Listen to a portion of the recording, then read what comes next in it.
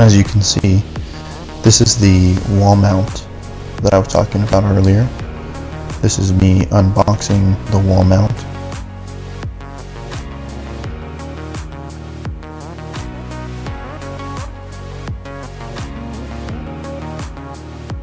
What I first like to do when I install TVs on the wall is I like to actually install the TV part of the bracket first. I put it on the TV and then I simulate how the wall mount is going to look on the wall itself. I do this because I can actually get an accurate measurement for the height where the bottom of the TV is going to be. That way it'll give me an install height and it'll be very easy and fast to put up. Now let's talk about the mount itself. It was actually pretty sturdy. I really like the design of the mount. I did feel this isn't an LED TV. It's actually a plasma, so it is a little bit heavier, but I did feel that it was strong enough to hold the TV. As you saw earlier, I took the measurement from the bottom of the mount to the bottom of the TV. That way I know where the bottom of the TV is going to be once I put the mount where it's got to go. The easiest way I find to find studs is to find the nearest receptacle and poke to the left or to the right of the actual receptacle box. If there's something that impedes you from going any further, that means that the stud is to the left or to the right of the receptacle. So then you just take a level and you find it on your way up. Now, the reason why I made all those holes up at the top is because I wanted to find the exact center of the stud.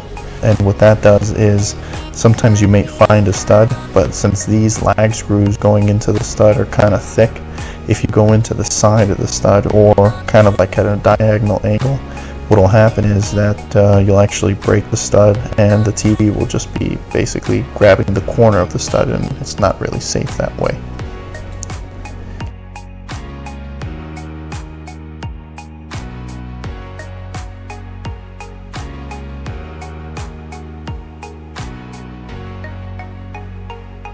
Here I show how I putting in the lag screws into the wood, and what I basically like to do is I like to fasten one until I get it pretty tight and then I move on to the next.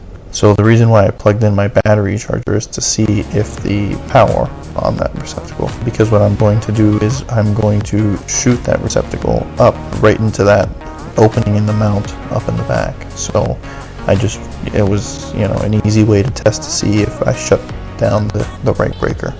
So what I did is I took apart the receptacle and I got a old work remodel box from Home Depot and I marked where I needed to cut.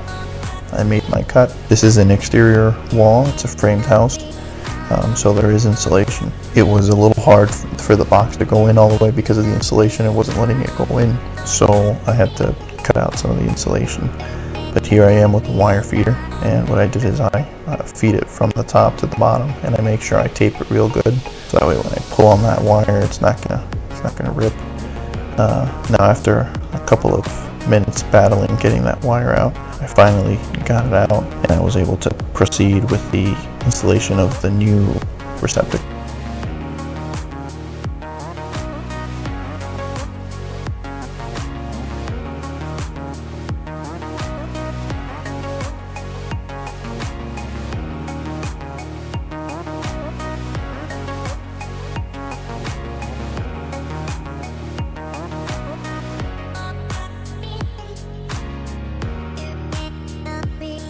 Here I am, the new receptacle is connected to the old line. I'm connecting the ground, and then I just kind of push everything back in. I put up the receptacle.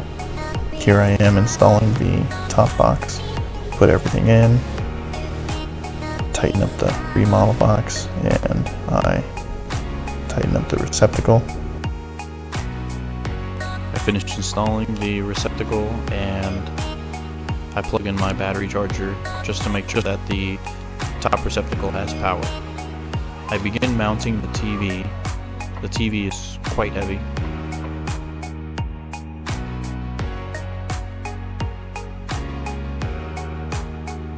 But once I put it on the mount, it actually feels very sturdy. I let it down slowly.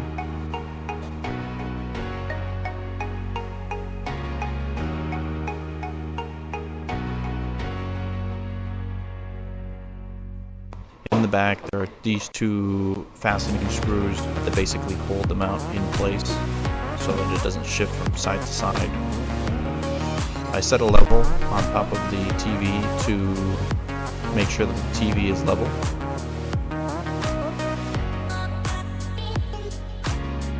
I am going to install a Chromecast on this TV. This is after I have everything plugged in.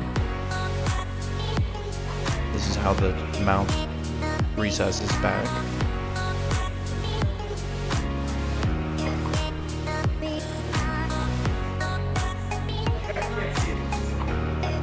And this is me shifting through the inputs to get the HDMI 1, which is where the Chromecast was connected.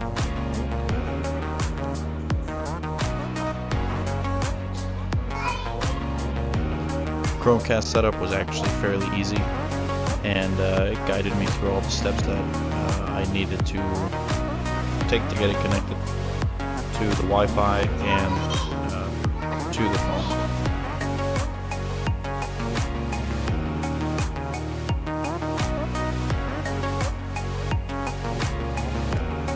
Thanks for watching. Please make sure to hit that subscribe button and the like button if you liked the video. Please feel free to leave any comments you wish, and I'll see you on the next one.